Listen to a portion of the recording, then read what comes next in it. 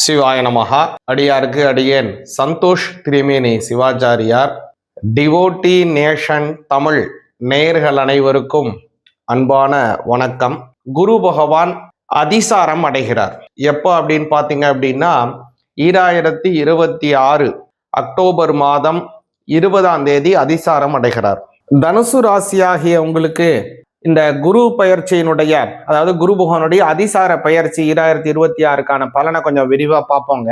அதாவது பாத்தீங்க அப்படின்னா குரு பகவானினுடைய இந்த அதிசார பயிற்சி யாருக்கு நல்லதோ இல்லையோ உங்களுக்கு தான் ரொம்ப ரொம்ப நல்லது. தனுசு ராசிக்காரங்களுக்கு தான் ரொம்ப ரொம்ப ரொம்ப நல்லது. ஏன் சாமி இப்படி சொல்றீங்க அப்படின்னு கேட்டீங்க அப்படின்னா, இது வரைக்கும் கொஞ்சம் அந்த அர்த்தாஷ்டமத்துல இருக்கக்கூடிய சனி பகவான், அதே மாதிரி அஷ்டமத்துல மறைஞ்ச குரு பகவான், இரண்டுமே உங்களுக்கு அப்படியே ஒரு கழுத்தை பிடித்து இருக்கக்கூடியதான ஒரு அற்புதமான ஒரு கஷ்டமான சூழ்நிலை. ஏதாவது ஒன்று சொல்லுவாங்க கிராமத்துல, பழுதுன்னு மிதிக்கவும் முடியல, பாம்புன்னு தாண்டவும் முடியல, இது எப்படி இருக்குன்னே போறதுனே புரியலையே அப்படிங்கிற மாதிரியான ஒரு சூழ்நிலை. எதை முடிவு எடுக்கலாம், எந்த முடிவு எடுத்து எந்த சூழ்நிலையில போகலாம், எதை நம்ம எடுத்துக்கொள்ளலாங்கிற ஒரு குழப்பமான சூழ்நிலை தனுசு ராசிக்காரங்களுக்கு போயிட்டு இருக்கு. ஆனா இப்போ இந்த குரு பகவானினுடைய மாற்றம் பெரிய வரப்பிரசாதமாக தனுசு ராசிக்காரங்களுக்கு அமையுது. முதல்ல பார்த்தீங்கன்னா இப்போ தனுசு ராசிக்கு அஷ்டமஸ்தானத்திலே உங்களுடைய ராசிநாதன் உச்சம் பெற்று மறைகிறார். உச்சம் பெற்றிருப்பது நல்லது, ஆனால் மறைவது சரி கிடையாது. அப்போ என்ன ஆகும் அப்படின்னு பார்த்தீங்கன்னா, உங்களுக்கு எப்போதும் கிடைத்து கொண்டிருக்கக்கூடிய பல விஷயங்கள்ல தடைகள் ஏற்படும். ரொம்ப கஷ்டப்பட்டு நீங்க உடல் உழைப்பு உழைத்தாலும் கூட ஊதிய உயர்வு குறையும்.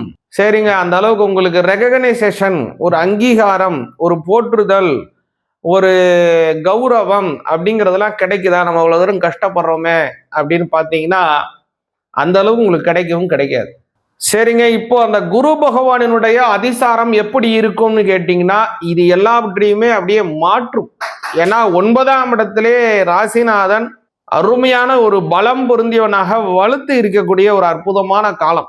அது மட்டும் இல்லைங்க, அவருடைய பார்வை இப்போ மாறுகிறது. அதனால் ஒரு பெரிய நன்மை என்னன்னா, விசேஷ பார்வையாக உங்களுடைய ஸ்தானத்தை அவர் பார்க்கிறார். நேர்கொண்டமான ஒரு பார்வையாக உங்களுடைய 3ஆம் வீட்டை பார்க்கிறார். விசேஷ 9ஆம் பார்வையினாலே உங்களுடைய 5ஆம் வீட்டை பார்க்கிறார். அதனால என்னென்ன நன்மை அப்படின்னு பார்த்தீங்கன்னா, முதல்ல உங்களை பார்க்கறதுனால ஒரு தன்னம்பிக்கையா செயல்படுவீங்க. எந்த விஷயமா இருந்தாலும் அதுல பூர்ண ஒரு மன திருப்தியுடன், மன நிறைவுடன், மன சந்தோஷத்துடன் அதை நீங்க செயல்பட்டு அதுல வெற்றி பெறுவீங்க. அதன் மூலமாக திருப்தி கிடைக்கும். அதன் மூலமாக உங்க குடும்பத்துக்கும் உங்களுக்கும் நல்ல ஒரு ஆதரவு, நல்ல ஒரு ஒற்றுமை, நல்ல பண்பு பாசம், குடும்பத்திலே நல்ல சந்தோஷங்கள் ஏற்படும். முதல்ல ஒரு நல்ல விஷயம். ஏன்னா குரு பகவான் உங்களை பார்க்கிறதுனால. அடுத்தது உங்களுடைய 3ஆம் இடத்தை பார்ப்பதனாலே நல்ல மாற்றம். 3ஆம் இடம்ங்கிறது என்னன்னா தைரிய, வீரிய, சகோதர ஸ்தானங்கள் அப்படின்னு பேர். புதிய மாற்றத்தை தரக்கூடிய ஒரு முக்கியமான ஸ்தானம் 3ஆம் பாவம். அதனால அந்த 3ஆம் பாவத்தை பார்க்கறதுனால புதிய மாற்றங்கள், நல்ல ஒரு முன்னேற்றமான சூழ்நிலைகள் ஏற்படும். 5ஆம் வீட்டை பார்க்கிறார். ரொம்ப நாளா கல்யாணமாகி குழந்தை இல்லாமல் இருக்கக்கூடிய தம்பதிகளுக்கு இப்போ நிச்சயமா குழந்தை பிறக்கும். இல்ல எங்களுக்கு ஏற்கனவே குழந்தை இருக்கு சுவாமி, இன்னொரு குழந்தை வேணும்னு ஆசைப்படுறோம், இந்த மாதிரி உங்களுக்கு கிடைக்குமா அப்படின்னா, அதே மாதிரி நீங்க நினைக்கிறது போலயே அதே மாதிரி இன்னொரு குழந்தை பிறப்பதற்கான ஒரு நல்ல வாய்ப்பை உருவாக்குவார். அதான் ஒரு பெரிய அற்புதமான சமயம் இப்போ உள்ள காலம் தனுசு ராசிக்காரங்களுக்கு. அதே மாதிரி தனுசு ராசிக்காரங்க கொஞ்சம் கவனத்துல கொள்ள வேண்டிய ஒரு விஷயம் இருக்கு. அது என்ன சுவாமி கவனத்துல கொள்ளணும்னு பாத்தீங்கன்னா, உங்களுடைய அர்த்தாஷ்டமத்தில் இருக்கக்கூடிய சனி பகவானை இதுவரை குரு பகவான் 9ஆம் பார்வையாக பார்த்துக்கிட்டு இருந்தார் இல்லைங்களா? அந்த பார்வை இப்ப மாறுவதனாலே அர்த்தாஷ்டம சனிக்கு குருவினுடைய பார்வை கிடைக்காமல் போகிறது. அதனால கொஞ்சம் ஒரு சில வருத்தங்களை கொஞ்சம் கொடுப்பதற்கு வாய்ப்பு இருக்கு. சனி பகவானுடைய வீரியங்கள் கொஞ்சம் அந்த இடத்துல கை ஓங்குவதற்கு வாய்ப்பு இருக்கு. இந்த சமயத்துல என்ன சுவாமி செய்யலாம் அப்படின்னு நீங்க கேட்டீங்க அப்படின்னா, முக்கியமாக ஒவ்வொரு சனிக்கிழமையும் சனி பகவானுக்கு எள்ளு தீபம் ஏற்றுங்க. சனி பகவானுடைய இது சரியில்லை அப்படின்னாலே ஆஞ்சநேயர் வழிபாடை கரெக்டா செய்யணும். ஆஞ்சநேயருக்கு சனிக்கிழமை 21 எண்ணிக்கை கொண்டதான வெற்றிலை மாலையை சாற்றி வந்தீங்க அப்படின்னா குடும்பத்திலே நல்ல சந்தோஷம் ஏற்படும், அபரிமிதமான வளர்ச்சிகள் ஏற்படும், தேவையற்ற செலவுகள் குறையும், உடல் ஆரோக்கியமாக உணர்வீங்க. குடும்பத்துல தேவையில்லாம ஏதாவது வைத்திய செலவாயிட்டு இருந்ததுன்னா அதெல்லாம் கட்டுக்குள் கொண்டு வரப்படும். நல்ல முன்னேற்றம் அடைவீர்கள். அது என்னங்க சுவாமி அதிசாரம் அப்படின்னு நீங்க கேட்டீங்க அப்படின்னா, அதாவது ராஜ கிரகங்களுக்கு, அதாவது சூரியனுக்கும் சந்திரனுக்கும் பார்த்தீங்கன்னா அதிசாரம் அல்லது ஒரு அஸ்தங்கதம், தீவிரம் அப்படிங்கிறதெல்லாம் எதுவுமே கிடையாது. அவங்க எப்போதுமே நேர்கதியிலே தான் போவார்கள். அது ராஜ கிரகம்னு பேரு. அதே சாயா கிரகம்னு சொல்லக்கூடிய ராகு கேது பார்த்தீங்கன்னா எப்போதுமே அபசவ்யம், அதாவது பின்னோக்கியே போய்கொண்டு இருப்பாங்க. அதற்கு எப்போதும் வக்ரகதி தான் அவங்க.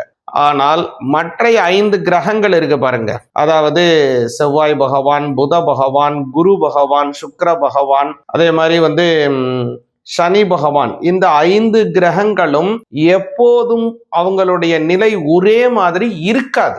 ஒரு சில சமயம் ரொம்ப ஸ்பீடா முன்னாடி போவாங்க, ஒரு சில சமயம் பின்னோக்கி போவாங்க, ஒரு சில சமயம் ஒரே இடத்துல ரொம்ப நேரம் நிற்பாங்க, சில சமயம் சூரியனுடன் மறைஞ்சிருவாங்க, சில சமயம் சூரியனுக்கு முன்னாடி கிழக்க நிற்பாங்க, சூரியனுக்கு பின்னாடி மேற்க நிற்பாங்க. அப்படின்னு அவங்களுடைய பிளானிட்டரி பொசிஷன் அப்படியே அப்பப்ப மாறிக்கிட்டே இருக்கும். அதற்கு என்ன பெயர் அப்படின்னா, அதற்கு தாரா கிரகங்கள் அப்படின்னு பேர். அதனாலதான் அதுக்கு ஒவ்வொன்றும் அதிசாரம், சாரம், மந்தச்சரம், அதிவக்கரம், வக்கரம், மந்தம் அப்படின்னு நிறைய, அஸ்தங்கதம் அப்படின்னு நிறைய அவங்களுடைய பிளானிட்டரி பொசிஷன்ல அப்பப்ப மாற்றாங்க இல்லைங்களா. அந்த மாறக்கூடிய தன்மையினால ஒவ்வொரு தரையும் அது நமக்கு பெரிய இம்பாக்டை கொடுக்கும். அதுல முக்கியமானது குரு பகவானினுடைய அந்த அதிசாரம். இப்ப குரு பகவான் இருக்கிறது கடகராசியில இருக்காரு. ஆனால் இப்போ தற்காலிகமாக என்ன செய்வார்னா 2026 அக்டோபர் மாதம் 20ஆம் தேதியிலிருந்து 2027 பிப்ரவரி மாதம் 13ஆம் தேதி வரை அவர் கடகராசியிலிருந்து சிம்ம ராசிக்கு பெயர்ச்சி ஆயிடுவார். அப்ப இது குரு பெயர்ச்சி தானே அப்படின்னு நீங்க நினைக்கலாம். ஆனா கிடையாது.